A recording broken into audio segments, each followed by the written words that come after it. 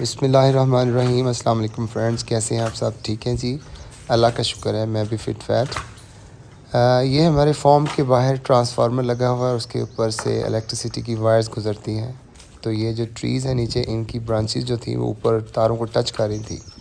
میں لاہور جانے سے پہلے اپنے ملازمین کو میں کہہ کے بھی گیا تھا کہ یہ فوراً اس کو کاٹیں تاکہ خدا نہ خواستہ بارش کی وجہ سے کسی قسم کا کوئی نقصان نہ ہو جائے، کیونکہ ڈیفینیٹلی یہ جب تارے اس کو ٹچ کریں گی، اوپر سے بارش ہوگی تو اس پورے کے اندر جو ہے نا کرنٹ آ سکتا ہے، اور اس کا نقصان جو ہے کسی کوئی جانی بھی ہو سکتا ہے، اور وابڈا کا جو ٹرانسفارمر ہے اس کی بھی جل سکتا تھا۔ لیکن بات وہی ہے کہ جو کام پاس کھڑے ہو کے آپ نے کروا لینا ہے وہی ہونا ہے۔ باقی یہ جو ورکرز ہوتے ہیں ان کی کوشش ہوتی ہے کہ بس ٹھیک ہے اب سر پہ نہیں ہے، تو وہی والی گھر والے گھر نہیں، ہمیں کسی کا ڈر نہیں۔ ایگزیکٹلی وہی بات یہاں پہ۔ بہرحال جی، آتے ہی سب سے پہلا کام میں نے کہا لاؤ اٹھا کے ٹانگی یا کاپا جسے کہتے ہیں، تو اس کو کاٹو۔ اچھا، یہ بڑا ایکسپرٹ بندہ اس کو چاہیے ہوتا ہے، کیونکہ یہاں پہ کہ جیسے یہ پھنس جاتی ہے، اگر اس کو یہ بلا وجہ زور لگائے گا تو یہ جو اس کا بانس ہے پیچھے، یہ بڑا پتلا سا ہوتا ہے تاکہ وزنی نہیں ہوتا، اس لیے پتلا سا لیا جاتا ہے، تو یہ ٹھیک رہ جاتا ہے۔ اس طرح سے یہ جس نے سارے کے سارے کاٹے، اور یہ تاریں بالکل ننگی ہو گئی، اور یہ نیچے یہ سارا جو ہے نا پڑا ہوا ہے پتے۔ یہ درخت ہے کونو کا۔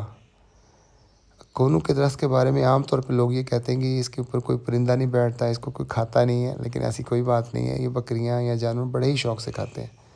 تو میں نے شاہد سے کہا چلو بھی سارے اکٹھے کرو، اور ساتھ میں لطیف کو آواز دی، لطیف صاحب آپ بھی آ جائیں اور یہ اٹھائیں۔ ابھی چارہ نہیں ڈالنا بکریوں کو، ابھی صبح کو ٹائم ہے، پہلے ابھی بھوک لگی ہوئی ان کو، تو پہلے ان کو یہ کھلائیں، اس کے بعد ہم چارہ ڈالنا شروع کریں گے۔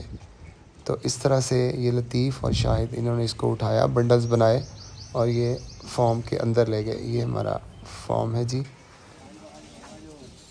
تو یہ دیکھیں جی، اب یہ پہلی بڑی پٹھے ہیں، لیکن پہلے ان کو نہیں ڈالا، پہلے انہوں نے بڑی بکریوں کو ڈالا ہے، اور وہ ماشاءاللہ ساری کی ساری جو ہے نا وہ لگ گئی ہیں کھانے پہ۔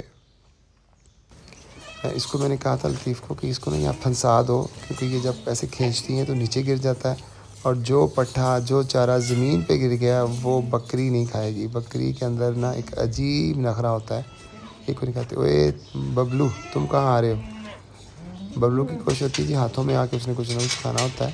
ویسے ماشاءاللہ اس نے پیٹ بھرا ہوا ہے صبح اس لیے، لیکن اس کو پھر ہم نے یہ بند کر دیا۔ ہم نے کہا چلو جا کے ابھی فی الحال وہی کھاؤ۔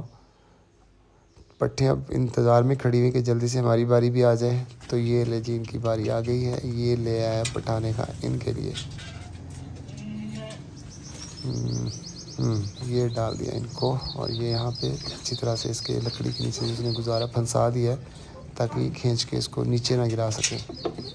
اب رہ گیا لاسٹ والا پورشن جس میں قربانی کے بکرے ہیں، ان کو بھی ڈالنا ہے۔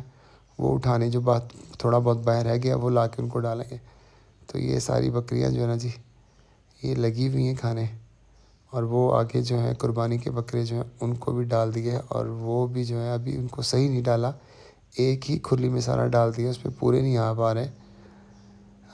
دونوں کھرلی میں ہونا چاہیے تھا تاکہ آدھے جو تو ایک کھرلی پہ کھا پاتے، آدھے ایک پہ کھاتے ہیں، لیکن بہرحال۔ اور یہ ہماری چھوٹی لاڈلی پٹھے ہیں لاڈو، اور یہ ان کو میں نے کہا جی نکالو باہر ان کو بھی، یہ بھی آوازیں دے رہی ہیں اندر، تو یہ بھی آ کے ساتھ میں تھوڑا سا حصہ ڈالا۔ یہ جی آج کی video, thank you so much.